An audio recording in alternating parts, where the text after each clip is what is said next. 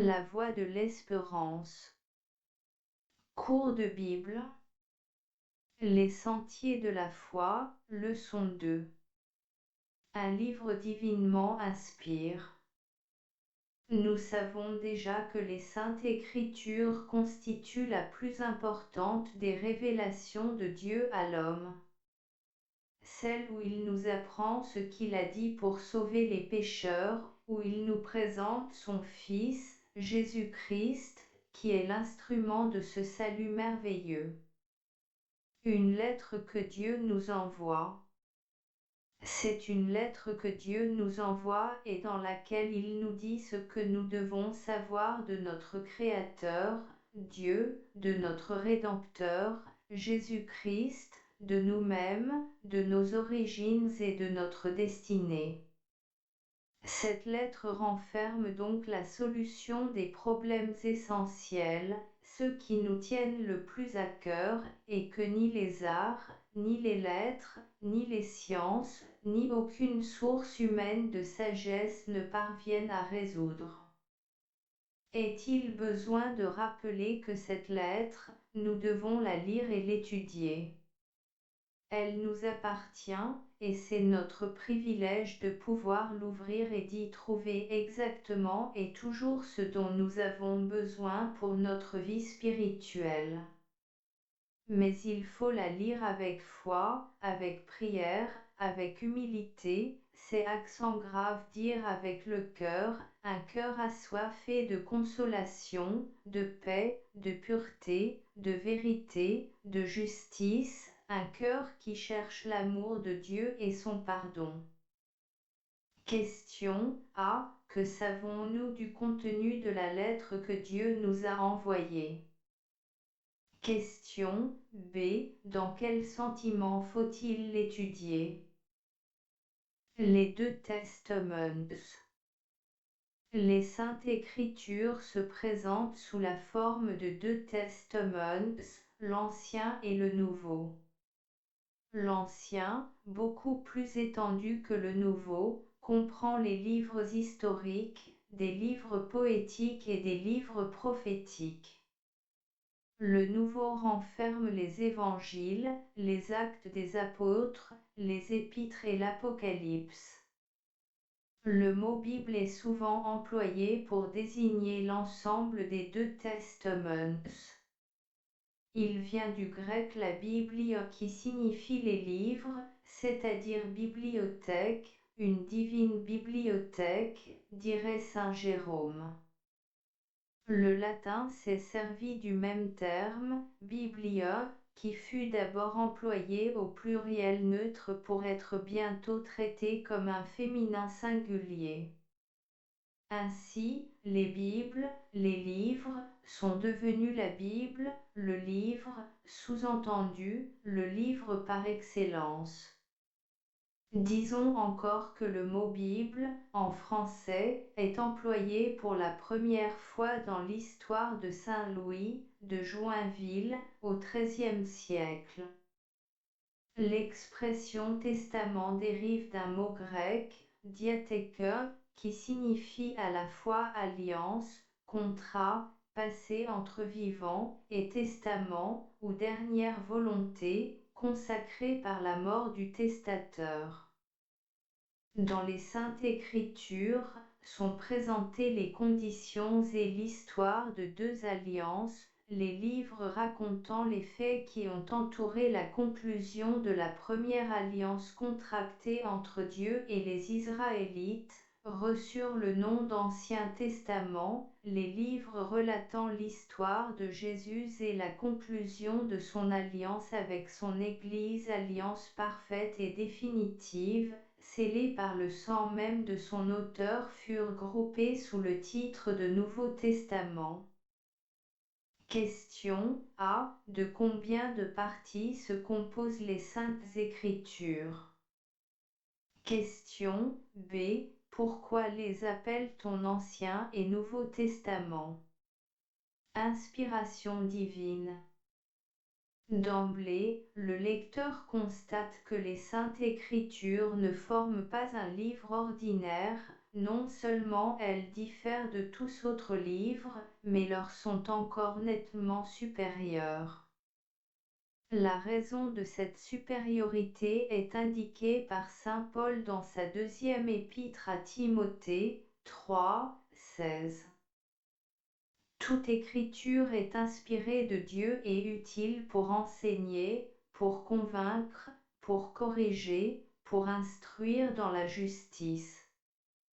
C'est parce que ce livre est inspiré de Dieu qu'il supporte victorieusement la comparaison avec tous les autres livres. À travers ces pages, une voix se fait entendre disant « Ainsi parle l'Éternel ». C'est Dieu qui parle dans les saintes Écritures, en se servant de ses prophètes, puis de son Fils. Après avoir autrefois, à plusieurs reprises et de plusieurs manières, parlé à nos pères par les prophètes, Dieu, dans ces derniers temps, nous a parlé par le Fils, qu'il a établi héritier de toutes choses, par lequel il a aussi créé le monde. Hébreux 1, 1, 2. Car ce n'est pas par une volonté d'homme qu'une prophétie n'a jamais été apportée, mais c'est poussé par le Saint-Esprit que des hommes ont parlé de la part de Dieu. 2 Pierre 1, 21. Question, où les saintes Écritures ont-elles puisé leur inspiration? Jésus-Christ et les Écritures. Les évangiles nous montrent que Jésus-Christ croyait en la divine inspiration de l'Écriture sainte. En son temps, seul l'Ancien Testament existait. Il le connaissait parfaitement et citait indifféremment tel ou tel de ses livres. Il leur attribuait une autorité surhumaine et s'en servait pour réfuter l'erreur et repousser les tentations. Il est écrit, avait-il l'habitude de dire, et il faisait suivre ces 3 mots de la citation d'un passage de l'Ancien Testament. L'exemple du Christ constitue pour nous une inestimable garantie de l'inspiration divine des Saintes Écritures. Question, comment le Christ considérait-il l'Écriture? Parole de Dieu et parole de l'homme. Une des particularités du livre sacré est d'être à la fois la parole de Dieu et la parole de l'homme. Pour se révéler à l'humanité, Dieu s'est servi des hommes eux-mêmes. Il leur a fourni le fond, c'est-à-dire le sujet avec son contenu, puis, tout en les guidant dans le choix de leurs expressions, il leur a laissé le soin de trouver la forme qui convenait. Il est descendu à leur niveau pour parler leur langage, et les hommes ont collaboré avec lui, tout en gardant leur personnalité, sans être pour cela des automates ou des instruments passifs. Mais Dieu a veillé à ce que sa parole fût conservée dans son intégrité, c'est pourquoi il n'a employé que des instruments pleinement consacrés à son service. Question, quelle est l'une des particularités des Saintes Écritures? Unité dans la diversité.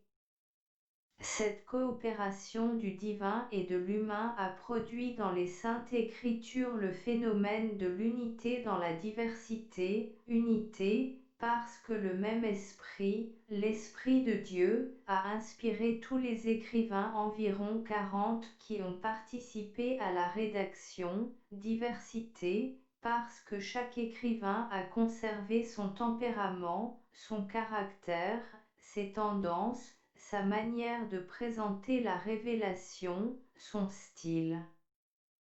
C'est une merveille, comme celle qui se constate, par exemple, dans le corps humain où la complexité, la diversité et l'apparente indépendance des organes concourent d'une façon parfaite à l'harmonie générale, à l'unité totale en vue du jaillissement de la vie et de sa conservation.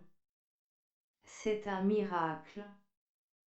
Question: à quel résultat la coopération du divin et l'humain a-t-elle abouti? Véracité des Saintes Écritures. Qui dit inspiration divine dit en même temps véracité.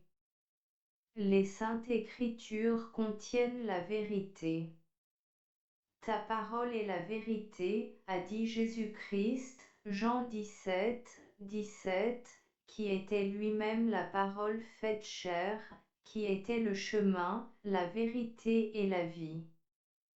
Les Saintes Écritures dont la véracité est souvent mise en doute par la critique, surtout celles qui se dénomment prétentieusement hautes critiques, sont sorties victorieuses des attaques de leurs adversaires. D'ailleurs, la pioche des archéologues leur apporte un témoignage impartial et irrécusable.